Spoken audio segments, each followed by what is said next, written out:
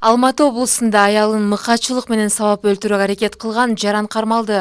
Кордукка кабылган Дина Тансарини коргоп жаткан Нималчы KZ фондунан билдиргенде, күйөөсү Адилбек Унгарбаев алдын ала 4 баласын чоң энесиникине жөнөтүп, аялын ичимдикке тойгузуп, андан соң аны сабап баштаган. Тансаринин коргоочусунун айтымында, Унгарбаев аялын өлтүрүүнүн жолдорун алдын ала ойлонгон. Ал ваннага суу толтуруп, аялын сүйрөп алып барган. Муунтуп бычак көтөрүп келип, менин көзүмө караба, антпесе сени өлтүрө албайм деп жинденген.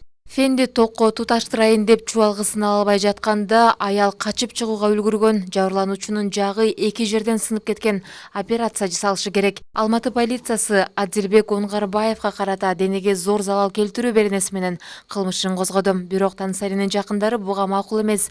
Алар адам өлтүрүүгө аракет кылуу беренесине которууну талап кылышууда. Жубайлар 15 жыл расмий никеде жашап келген. Бул жылдар аралыгында аял зөөкүр күйөөсүнүн кордугуна чыдап жүргөн.